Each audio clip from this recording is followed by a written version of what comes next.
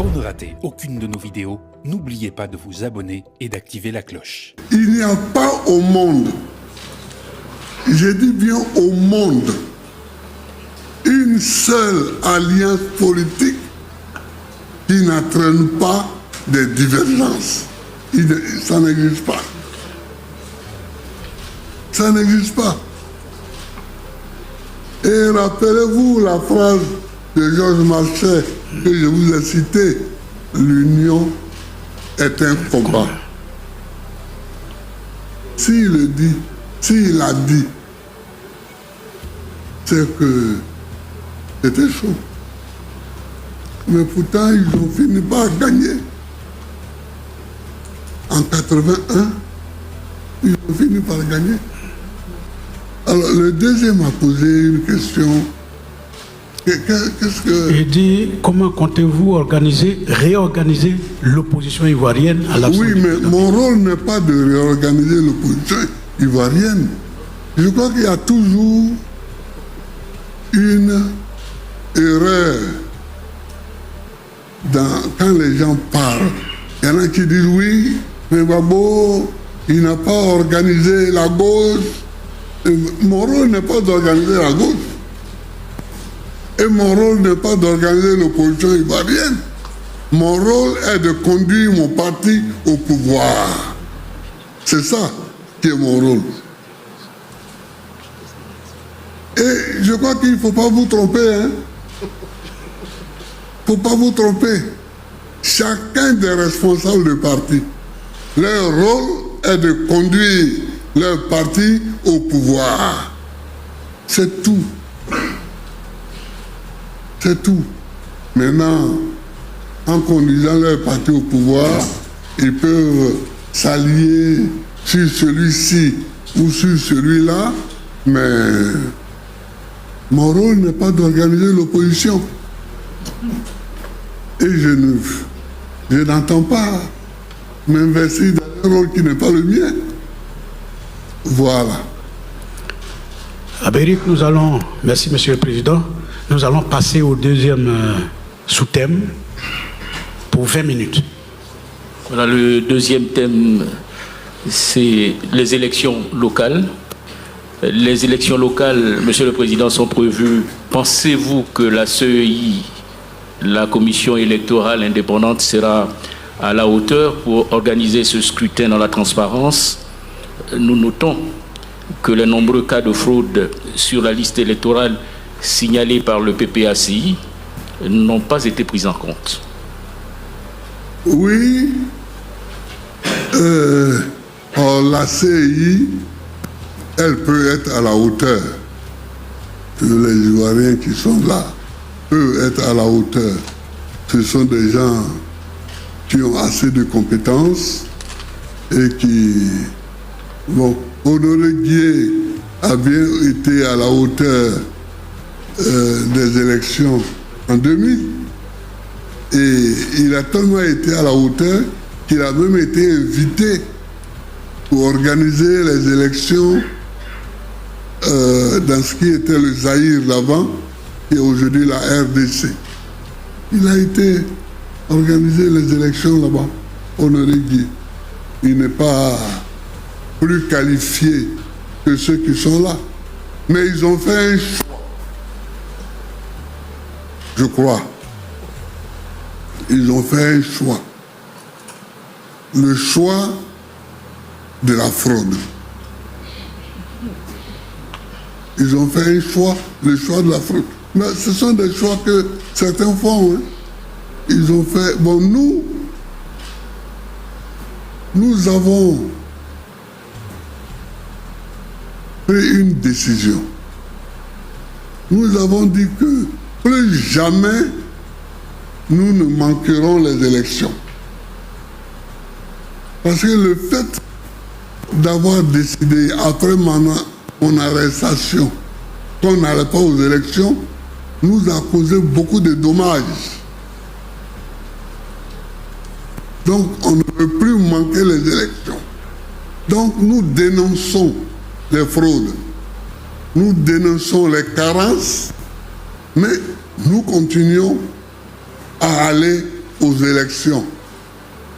Parce que de deux mots, il faut choisir le moindre. Aller aux élections, même avec des fraudes, est mieux que ne pas aller aux élections à cause des fraudes pour un parti politique.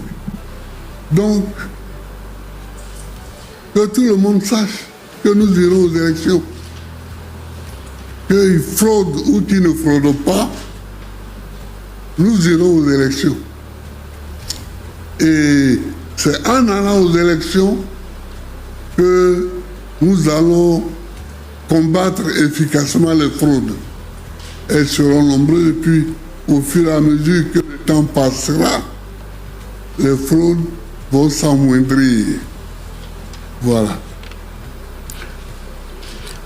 Oui, nous allons partir vers les journalistes. Il y a déjà un doigt là, puis un doigt ici. On va commencer par là. Vous vous présentez votre organe et vous posez la question. Ok.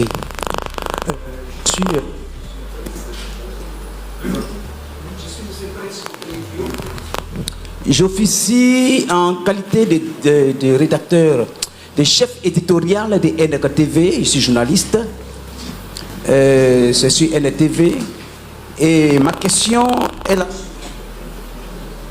Excellence, Monsieur le Président, nous voulons comprendre le pourquoi de votre radiation à la liste électorale. Et puis... chers confrères, ce sous-thème-là viendra plus tard. Pour l'instant, nous sommes aux élections locales du 2 septembre. Si vous avez une question sur ça, vous la posez. Si vous n'en avez pas, on va passer plus tard. Ok. À la prochaine séance. Je suis Simplice Zaoui du journal Le Quotidien d'Abidjan.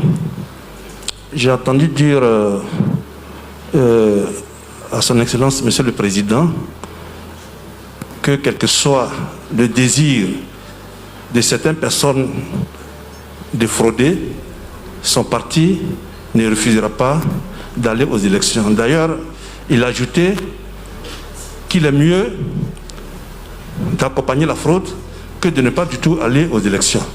Est-ce que je veux dire, chaque fois que la fraude intervient dans une élection, est-ce que cela ne suscite pas la haine? Est-ce que cette haine ne suscite pas la violence? Est-ce que ce n'est pas la violence qui suscite souvent le coup d'État? La deuxième question sur ce thème-là.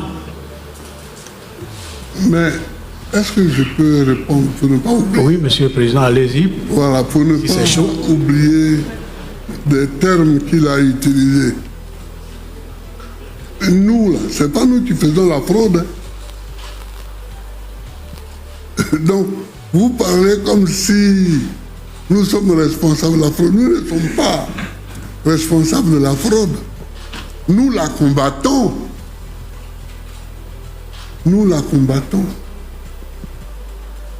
Mais je dis que entre boycotter les élections pour cause de fraude et aller aux élections malgré la fraude, nous choisissons la deuxième solution. C'est-à-dire aller aux élections malgré la fraude. Malgré la fraude orchestrée par nos adversaires. Il faut bien comprendre le sens de ce que je dis. Notre parti est sorti de la clandestinité en 1990. Aujourd'hui, nous sommes en 2023. Les moments où nous avons boycotté les élections, après nos analyses, nous ont nui. Donc mieux vaut être dans la danse, malgré la fraude, plutôt que d'être absent de la place du village où on danse. Voilà.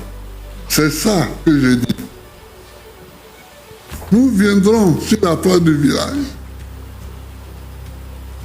Nous écouterons le tam-tam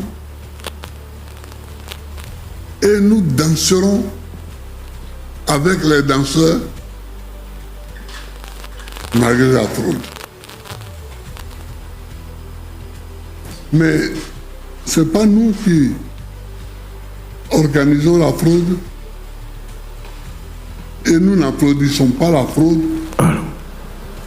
C'est pourquoi nous avons créé SAFE qui combat, qui dénonce la fraude et qui la combat. Voilà.